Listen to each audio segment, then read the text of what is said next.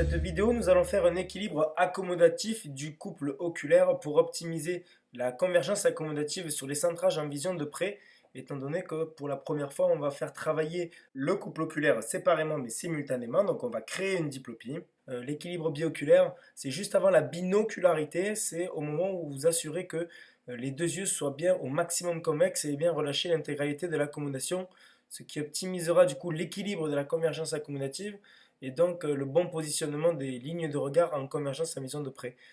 Et du coup, qu'il y ait une meilleure convergence fusionnelle et ça permettra notamment d'éviter, vous savez, les problèmes d'adaptation en verre progressif d'où on ne sait jamais d'où ça vient.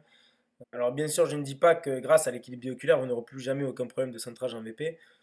C'est juste que meilleur confort fusionnel en vision de loin car plus d'égalité sur le plan accommodatif égale meilleure convergence en vision de près. Voilà, après rien ne vaut la méthode du miroir, mais ça on verra plus tard. Donc on part sur fin de réfraction monoculaire à la SMA sur l'œil gauche et on part pour l'équilibre bioculaire. Ok.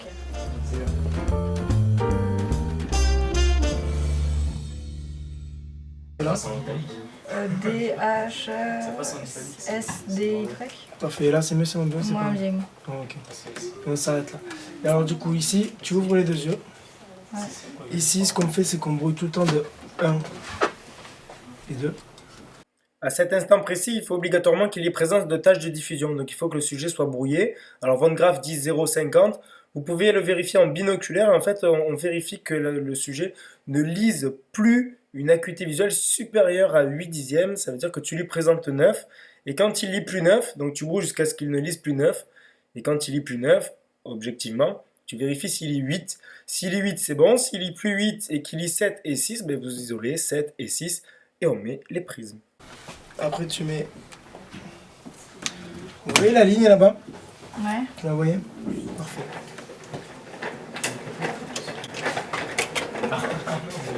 Vous en voyez deux là maintenant, deux tableaux. Ouais. Ok. Là, sur quel tableau la ligne vous paraît plus nette, plus noire, plus contrastée? Celle du haut ou celle du bas? Celle du bas. Celle du bas? Ouais. Est-ce que c'est toujours celle du bas la plus nette? Ouais. Est-ce que c'est toujours celle du bas la plus nette? C'est pareil? C'est pareil? C'est inversé? Non, c'est celle du haut, ouais. Ça c'est inversé. Il y a moins de différence de netteté entre les deux lignes, ici ou ici. Sur celle-là. Au moment où il y a inversion, alors il y a plusieurs écoles. Moi, vous voyez, je limite la différence de diamètre de tâche de diffusion entre les deux yeux. C'est-à-dire que je limite la différence de flou. Et il y a une autre école qui consiste à limiter l'anisométropie. Personnellement, j'ai fait mon choix, je vous laisse libre de réflexion. K, S, V, D. Parfait. Ici, vous lisez quoi?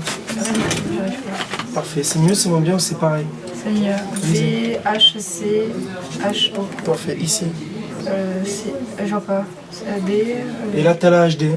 Et là, madame, c'est la HD. Ah ouais, Lisez. Ouais, tu le sais. K, Z, C, O, H. Ah, donc ça, c'est une des premières méthodes. Deuxième méthode, c'est un peu plus sportif. Alors, là, lisez. Vous lisez quoi? C, K. Ok, madame Gomez, regardez. C'est plus net ici ou ici? Celui-là, à gauche. Celui-là que je regarde à gauche. Ok. Là, on brouille l'œil de meilleure perception. Ici ou ici? C'est pareil. C'est pareil? Ouais. Parfait. Et là, c'est fini. Et après, tu redébrouilles. Et c'est fini.